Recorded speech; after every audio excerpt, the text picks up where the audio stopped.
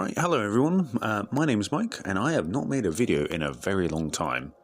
But, however, I would like to talk about my Corsair Coterie detachment that I took to the Bugle Bat Reps Super Bash, which is the super major of Cornwall, and how I got best in faction for Eldari. I'll leave the Corsair detachment rules on the screen now, but essentially all the Corsair units have sticky, and that goes off at the end of any phase, so this could be in your opponent's turn as well. And the way you would do that is through reaction moves, down to like the battle focus tokens, for example. So like that came into play quite a lot for some games. But the real one that really helps put out any kind of damage with Corsairs is the ability to roll a 2-up when a unit comes onto a objective you control. On a 2-up, you take D3. So this is move, advance, fallback, charge move. And this actually kind of can psych out your opponent, which it also did in my games as well, where I was like, well, if you move there, you may take some mortals. And this is really awful for 1 wound models, because I could potentially absolutely ruin an MSU build just with this detachment rule. So yes, I love this detachment. It's actually one of my favourites I've played in a while. I'll leave the enhancements on the screen as well. I won't read all of them out. The only 2 that I actually used was probably the obvious ones, but Arch Raider went on to Prince Uriel, and this was super effective. This one enhancement probably won me 2 games. And then the next one is Voidstone, and that went on the Void's Guard that Uriel was leading, and this actually gave my dudes a lot of survivability where they wouldn't be any otherwise. So those are the only 2 that I took, and they were excellent.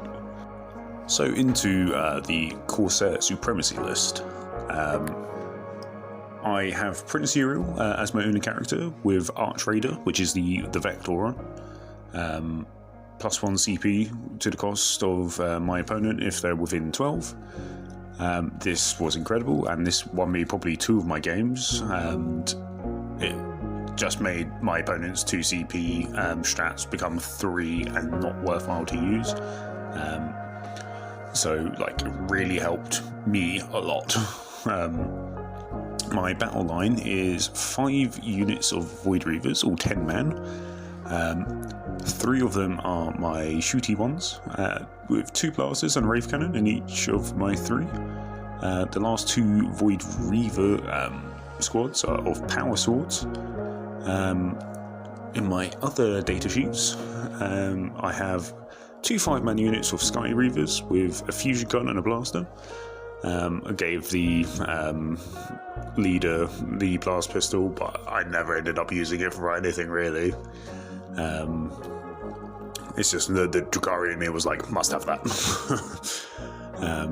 So next is a 10-man squad of Corsair Voice Guard with the Void Stone for that 5-up invuln. WS stands for Wayseeker, and SW is Soul Weaver. So the Wayseeker did come into play quite a bit because it allowed me to position out characters on the specific unit that I chose for the Void Guard ability. It did actually come into play, which it rarely does, but it did. The Soul Weaver actually pretty decent, considering it only blanks my first failed save, but when you spike in saves and then fail your first one, then it's pretty good. I will always have one in the unit. My next trio of units is 3 lots of 3 Shining Spears, and I'm so torn on these units because I absolutely love them. They're one of my favourites, and they're really good. It's just their durability is so bad. So, like, they're very good, but my god, they die to a stiff breeze. Next is probably my MVP for killing vehicles. My next trio of units, which is my fire prisms. I have never seen such a swingier unit in my goddamn life. This thing literally either popped off or they fell flat. And in my last game, I lined up 3 fire prisms to kill a Vindicator, and I didn't do a single bit of damage. And in return, the Vindicator killed one of my fire prisms. But I felt like this is probably like my only kind of decent anti-tank that I've got. And they were a very fun unit, and I think they're worth the price. Next is just a one-man squad of Rangers. They kind of just did a thing and died, so nothing really special about that. People did come to kill them, which I guess baited out some units to just get dead in return. It was fine. I don't know if I'll take them again, but they're there. The really surprising one actually is the Starfang, because I only put this in my list because it came in the Eldritch Rangers box. And I was like, I want as many Corsair units as I can, and for the detachment, this thing came into play quite a lot, surprisingly, and in the future, I will probably be buying a lot more. And then finally, my one War Walker, which I will explain a bit later, was actually kind of vital for a lot of my Corsair shooting.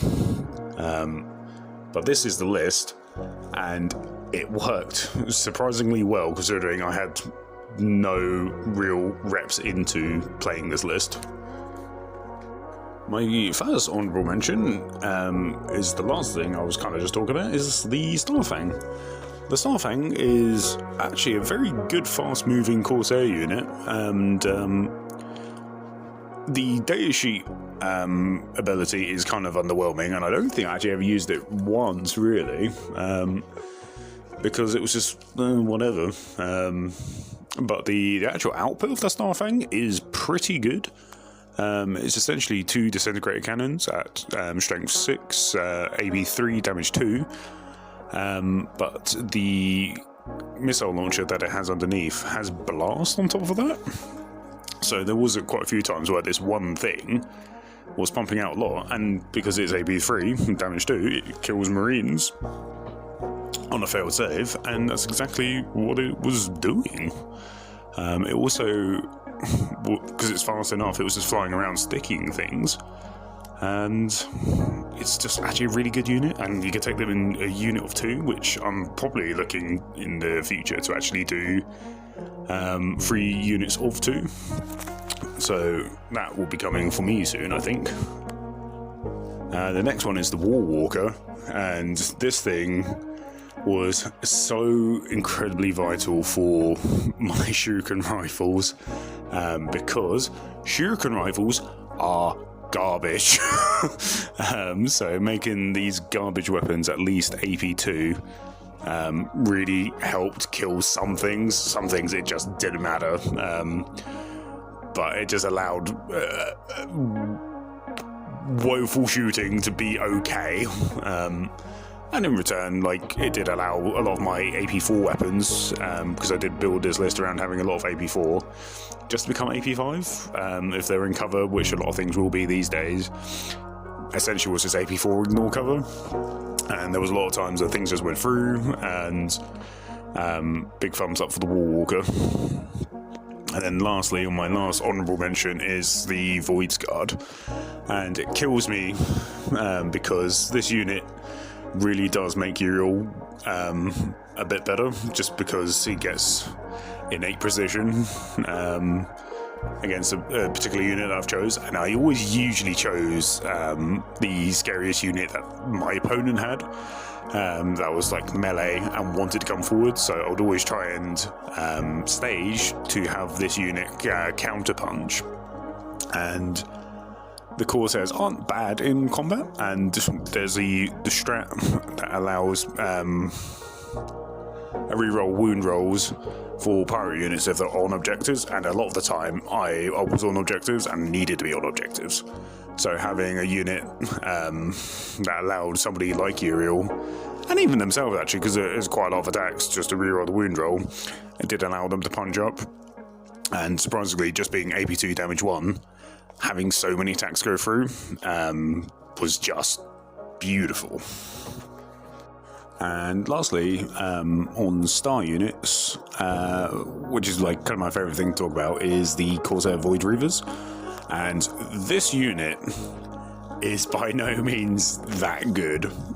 It is and it isn't. It really depends what detachment you're playing them in, because I played these in a lot of detachments, and I have found that the Corsair detachment, funnily enough, is probably the best one to play it in. So I had 5 units of these, and if I needed to out-OC something, I would just turn off Overwatch and I would just dump these idiot bodies onto the point and just outscore my opponents on objective control. And they were actually incredible at primary denial. There was a lot of times where against my opponents that I would find myself in a situation where I can't kill these things, but what I can do is deny primary. And boy, that's what I did. Also with the Void Reavers, because I had so many, I was really able to scout up the board. And at the beginning of the game, I was able to keep them moving because they just kept stickying my objectives. And God, it was glorious time having my shuriken rifles actually do something. So this unit is a big old thumbs up, and I will be playing probably with 4 to 5 units still of these. Full hit reroll worked great well on objectives, because they're always on objectives. Was a couple times where they weren't, but they still get a hit reroll 1. It's honestly a great unit and pretty cheap for what they are.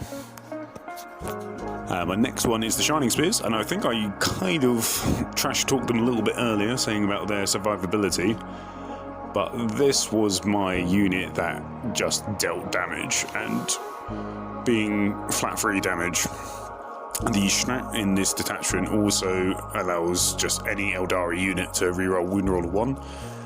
I did use it a couple times on the Shining Spears going into things, and it really helped. It really helped. These guys just ignore terrain. They fly wherever they want. Their shooting output's actually very good. Their melee's pretty good. Their survivability is not good. But you want to have them in a position where they're killing stuff and not get clapped back. And I think I did that pretty well. And like, I want these in my list because they're great, but I just think there might be a time where I just look at them and I can't. I guess my only criticism of them, aside from the durability, is probably their base sizes. We were playing on glass hammer terrain, and hiding these things sometimes was just awful.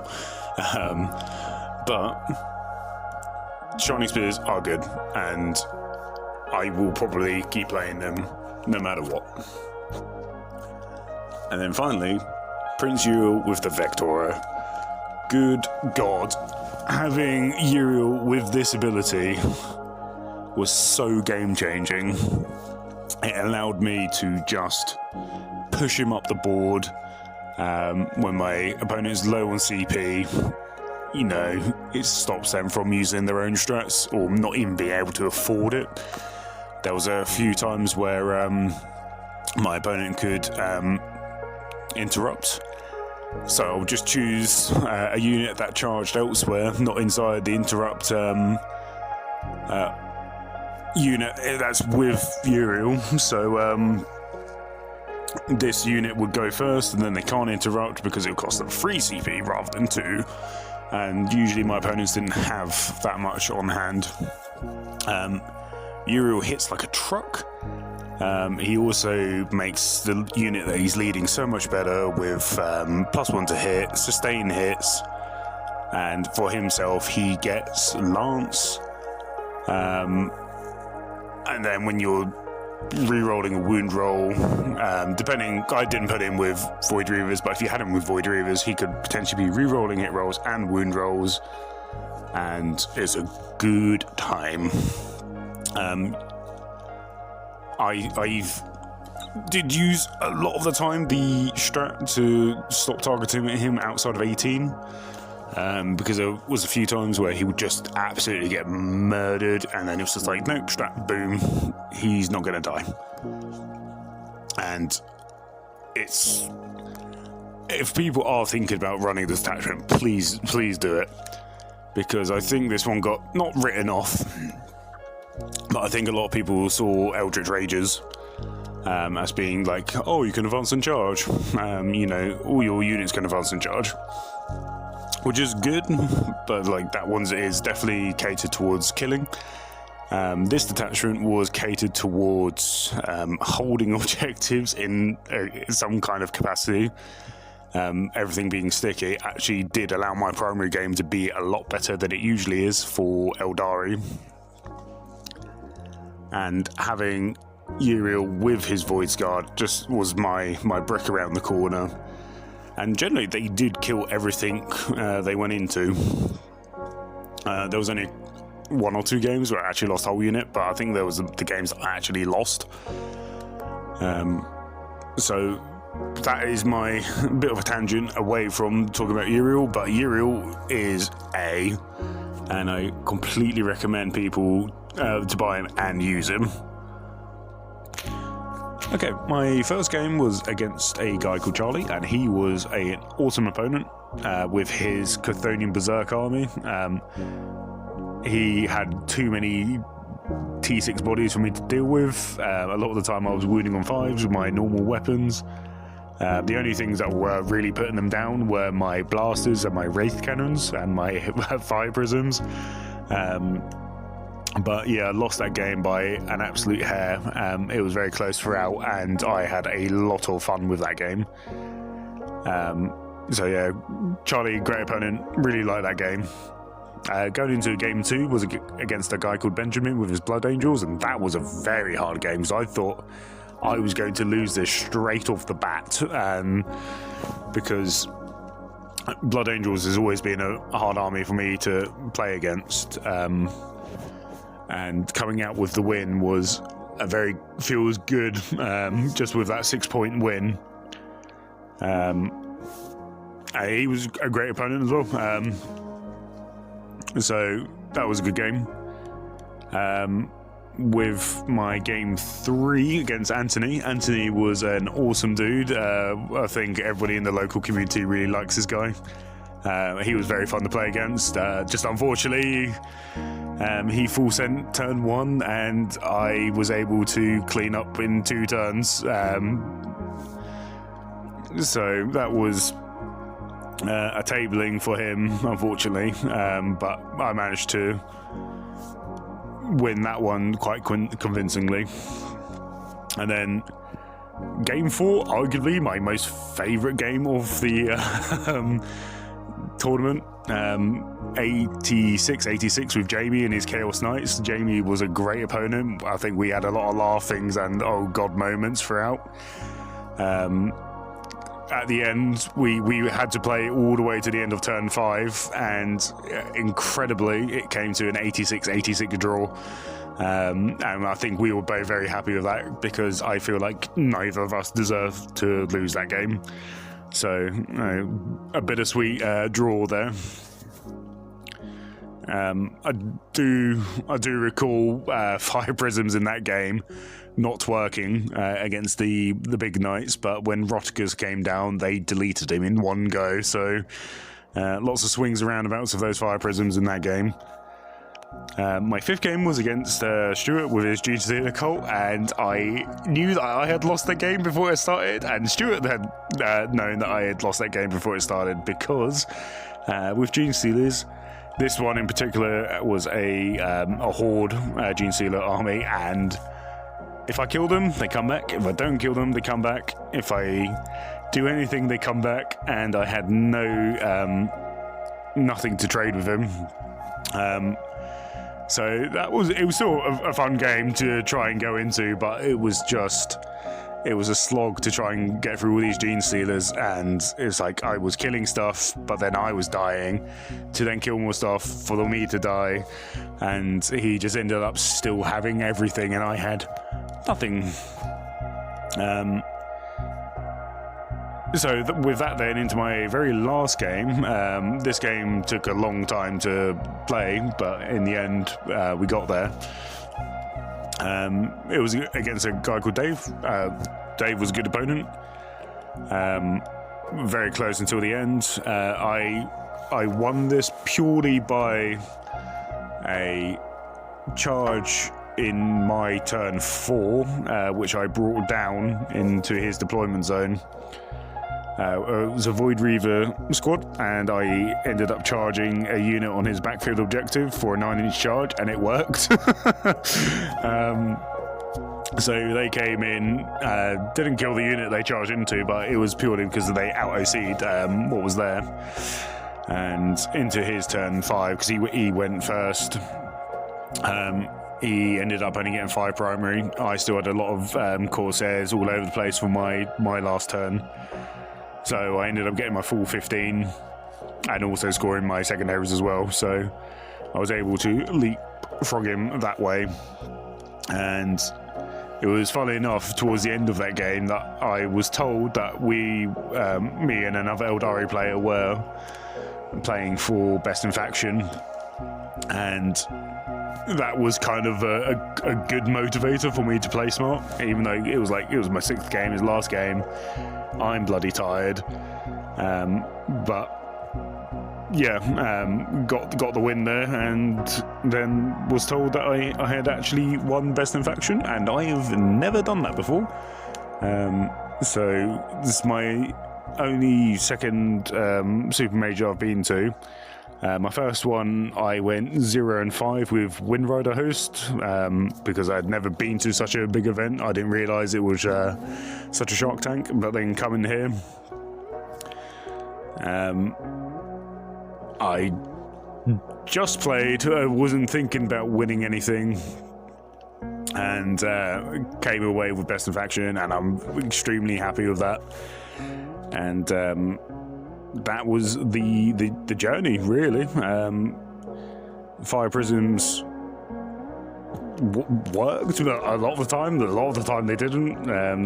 Corsairs were consistently very good throughout all my games. Shining Spears were good as well. I just feel like sometimes they can whiff, and they did whiff, and then they would die in return. So it was a bit frustrating at times, but it is what it is. But also, I haven't mentioned the Sky Reavers. The Sky Reavers are okay. They're good mission playing pieces. With Deep Strike, they can slot in somewhere, which I did a couple times. But I just found that their killing ability was woeful, both in shooting and melee. And they were only really good at just doing mission stuff, which is kind of what they're there for. I've never used them before, but now I know with the experience that I'll be able to use them just for that kind of role from now on. But that's kind of it with the video. Thank you for listening if you're still here. Please don't forget to favourite, like and subscribe, because that helps us out a lot. The channel is slowly growing, and it means a lot to all of us here at the Warped Ones. And hopefully we will see you for the next one. Thank you very much.